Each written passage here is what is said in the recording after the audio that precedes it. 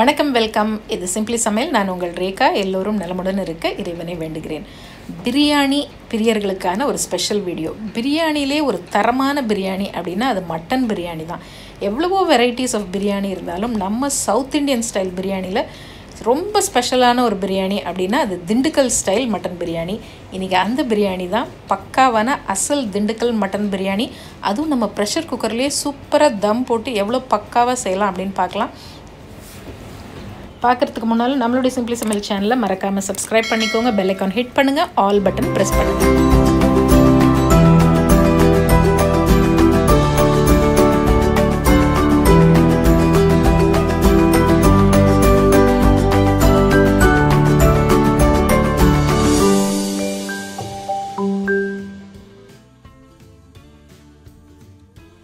இந்த பிரியாணிக்கு ஃபஸ்ட்டு நம்ம ஒரு ட்ரை மசாலா அரைச்சிக்க போகிறோம். இப்போ இந்த பிளேட்டில் வச்சுருக்க பொருள் எல்லாம் பிரியாணி இலையை தவிர மற்றது எல்லாத்தையும் ஒன்றா மிக்சியில் போட்டு பவுடர் பண்ணிக்கோங்க. இது எது எவ்வளோன்னு டிஸ்கிரிப்ஷன் பாக்ஸ்லேயும் கொடுத்துருக்கேன், அதில் நீங்கள் பார்த்துக்கலாம். கூடவே ஒரு 150 கிராம் சின்ன வெங்காயம், 2 பச்சை மிளகா கூட வச்சு இதையும் கொரகொரப்பான ஒரு பேஸ்ட்டாக அரைச்சி வச்சுக்கலாம். ஸோ ஒரு ட்ரை மசாலா பவுடர், ஒரு வெட் மசாலா. இப்போ ப்ரெஷர் குக்கரில் தான் செய்ய போகிறோம். 1 kilo rice, 1 kilo mutton exact மெஷர்மெண்ட்டோட இதே மாதிரி ட்ரை பண்ணுங்கள், பக்காவாக வரும். 100 ml எண்ணெய் ஊற்றிருக்கேன். 1 டேபிள் ஸ்பூன் நெய், 3 பெரிய வெங்காயம் மெல்லிஸாக கட் பண்ணி சேர்த்துருக்கேன். இந்த வெங்காயம் ஆஸ் யூஷுவல் பிரியாணிக்கு நல்ல ப்ரௌனாக வதங்கி வரணும். எந்த அளவுக்கு நீங்கள் ப்ரௌனாக வதக்குறீங்களோ அந்த அளவுக்கு அந்த எக்ஸாக்ட் நல்ல பிரியாணிக்கு அந்த டீப் ப்ரௌன் கலர் உங்களுக்கு கிடைக்கும். நல்ல ப்ரௌனாக வதக்கிடுங்க. ஸோ இப்போ பாருங்கள், இந்த அளவுக்கு நல்லா வதங்கிடுச்சு. இப்போ நம்ம என்ன பண்ணலாம், ஃபஸ்ட்டு அரைச்சி வச்ச வெங்காயம் பேஸ்ட், சின்ன வெங்காயம் பச்சை மிளகா பேஸ்ட்டு இதில் சேர்க்குறோம். சேர்த்துட்டு ஒரு 2-3 நிமிஷம் அந்த ஈரப்பதமெல்லாம் போய் நல்லா அப்படியே எண்ணெய் பிரிஞ்சுக்கிட்டு இருக்கும். அந்த அளவுக்கு ஒரு 2-3 நிமிஷம் நல்லா வதக்கி விடுங்க. இது வதங்கினதுக்கப்புறமா நம்ம இஞ்சி பூண்டு பேஸ்ட் அரைச்சி வச்சுருக்கேன். 4 டேபிள் ஸ்பூன் அளவு இஞ்சி பூண்டு பேஸ்ட்டு அரைச்சி வச்சுருக்கேன். அதையும் இதில் சேர்த்துடலாம். ஃபஸ்ட்டு இது ரெண்டும் சேர்த்து நல்லா வதக்கி விட்டுடலாம். ஒரு 2-3 நிமிஷம் நல்லா வதக்குங்க. அந்த பச்சை வாசனை எல்லாம் போகணும். அந்த எண்ணெயோடு அப்படியே சுருண்டு வரும். அந்த அளவுக்கு வதக்கிட்டோம். வதக்கினதுக்கு அப்புறமா 2 அந்த பிரியாணி இலை எடுத்து வச்சோம் இல்லையா, அதை அப்படியே உள்ளே போட்டுடலாம். இப்போ பாருங்கள், நல்லா வதங்கிடுச்சு. இப்போ நம்ம அரைச்சி வச்ச ட்ரை பிரியாணி மசாலா பவுடர் அதை உள்ளே போட்டு நல்லா வதக்கணும் ஒரு 5 நிமிஷம். இப்போ இந்த பவுடர் போட்டதுக்கப்புறம் கொஞ்சம் அடியில் பிடிக்கிற மாதிரி இருக்கும், ஏன்னா நம்ம இதில் முந்திரி சேர்த்துருக்கோம். அதனால் நல்ல மீடியம் ஃப்ளேமில் இல்லை கொஞ்சம் சிம்மரில் கூட வச்சுடுங்க. சிம்மரில் வச்சுட்டு 5 நிமிஷம் நல்லா வதக்கணும். நீங்கள் வதங்கி பார்த்தீங்கன்னா அதுக்கப்புறம் அது அடியில் பிடிக்காது, அப்படியே நல்லா சுருண்டுட்டு வந்துடும். அந்த அளவுக்கு நீங்கள் வதக்கினா தான் பிரியாணி தம் போடும்போது அடியில் பிடிக்காமல் இருக்கும். அந்த அளவுக்கு வதக்கிட்டு இப்போ நம்ம என்ன பண்ணலாம், ஒரு 1/2 கப்பு தண்ணி ஊற்றிக்கிறோம். இப்போது இந்த மசாலா எல்லாம் நல்லா ஒன்றா கொதித்து வந்து நல்ல ஒரு கமகமன் வாசனை உங்களுக்கு இப்போயே வந்துடும். அடுத்தது நம்ம இதுக்கு தேவையான காரத்தூள் எல்லாம் போட போகிறோம். நான் 1 டீஸ்பூன் மிளகாய்த்தூள், 1 டீஸ்பூன் சீரகத்தூள், 2 டீஸ்பூன் தனியாத்தூள் சேர்க்குறேன். மிதமான ஸ்பைசினஸ்க்காக, ஏன்னா பச்சை மிளகா வேறு நம்ம அரைச்சிருக்கோம். உங்களுக்கு கொஞ்சம் காரசாரமாக வேணும்னா நீங்கள் 2 டீஸ்பூன் சில்லி பவுடர் சேர்த்துக்கலாம். ஸோ அது உங்களுடைய ஆப்ஷன், காரம் எவ்வளோ வேணுங்கிறது. மற்றதெல்லாம் இதே அளவே இருக்கட்டும். சீரகத்தூள், மிளகாய்த்தூள், மல்லித்தூள் 3 சேர்த்துருக்கோம். இப்போ நல்ல தாராளமாக ஒரு பெரிய கைப்பிடி அளவு புதினா கொத்தமல்லி உள்ளே போடுங்க. ஒரு வதக்கி விடுங்க. ஜஸ்ட் ஒரு நிமிஷம் பாருங்கள். இப்போ நல்லா நம்ம மசாலாவை வதக்கிட்டதுனால இதுக்கப்புறம் உங்களுக்கு அடியில் பிடிக்காது, ஏன்னா எல்லா மசாலாவும் அந்த எண்ணெயோடையும் வெங்காயத்தோடையும் அப்படியே சுருண்டு வந்துடும். இப்போ அடுத்தது 1 கிலோ மட்டன் நல்லா சுத்தமாக கழுவிட்டு தண்ணி இல்லாமல் வடிச்சிட்டு 1 கிலோ மட்டன் நான் உள்ளே போடுறேன்.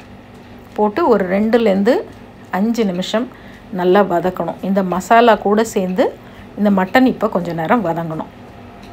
ஸோ நம்ம ஒரே பாட் தான். இப்போ மட்டனை உள்ளே போட்டு நீங்கள் வதக்கும் போது என்ன பண்ணுங்கள், பக்கத்தில் நம்ம சீரக சம்பா ரைஸ் போட போகிறோம். அந்த ரைஸை 2-3 தடவை கழுவிட்டு ஒரு 15 நிமிஷம் ஊற வச்சுடுங்க. அது பாட்டுக்கு ஊறட்டும், நம்ம இங்கே வதக்கிட்டு இருப்போம். இப்போ 1.5 டீஸ்பூன் உப்பு சேர்த்துருக்கேன். இந்த மட்டனுக்கு தேவையான அளவு உப்பு சேர்த்தாச்சு. அடுத்தது நம்ம சேர்க்க போகிறது வந்து தயிர். ஒரு 50 ml தயிர், ஒரு 4-5 டேபிள் ஸ்பூன் இருக்கும். 50 ml தயிர் போடுங்க. நல்லா ஒரு வதக்கி விடுங்க. இந்த தயிர் ஊற்றி கிண்டும் போது அதாவது வதக்கும் போது நல்லா அப்படியே தண்ணி விட்டு அது ஒரு கிரேவி பதத்துக்கு வந்துடும் உங்களுக்கு. நல்லா வதக்கி விடுங்க.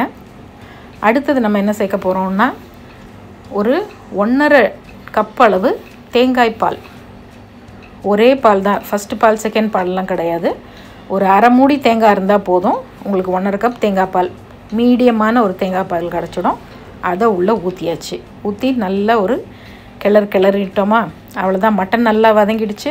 இப்போ தேவையான எல்லா மசாலாவும் போட்டுட்டோம். இப்போ மட்டன் வேக வைக்கணும். ஸோ ப்ரெஷர் குக்கர் மூடி நான் 3லேருந்து 4 விசில் மீடியம் ஃப்ளேமில் விட்டு எடுத்திருக்கேன். கரெக்டாக மட்டன் சூப்பராக கரெக்டாக வெந்திருக்கு. இப்போ உங்கள் வீட்டு ப்ரெஷர் குக்கரில் நீங்கள் செய்யும் போது உங்கள் ஊரில் நீங்கள் வாங்குகிற மட்டன் எந்த அளவுக்கு விசில் விடணுமோ அதுக்கு ஒரு விசில் முன்னால் எடுங்க. ஏன்னா ரொம்ப வேக வச்சிட்டிங்கன்னா நீங்கள் தம் போட்டதுக்கப்புறம் மட்டன் உதிர்றதுக்கு கூட வாய்ப்பு இருக்கும். அதனால் ஒரு விசில் முன்னால் எடுத்தாச்சு. இப்போ அரிசியும் நல்லா ஊறிடுச்சு.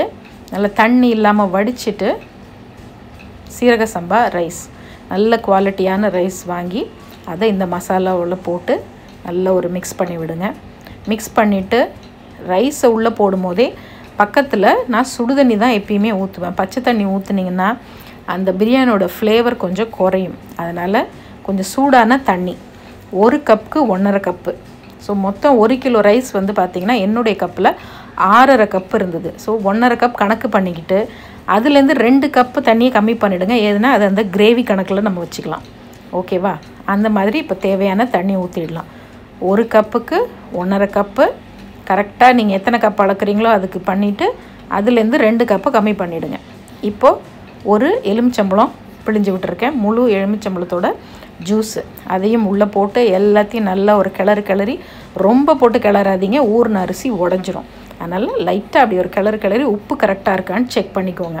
ஒரு கல் உப்பு அப்படி லைட்டாக தூக்கலாக இருந்துச்சுன்னா கரெக்டாக இருக்குதுன்னு அர்த்தம். அதே மாதிரி பார்த்துட்டு இப்போ பர்ஃபெக்டாக இருக்குது. இப்போ என்ன பண்ண போகிறோம், நல்லா இந்த தண்ணி கொதித்து தண்ணியை ஃபுல்லாக அரிசி இழுத்துட்டு அரிசி தண்ணிக்கு மேலே இந்த மாதிரி வந்துடும்.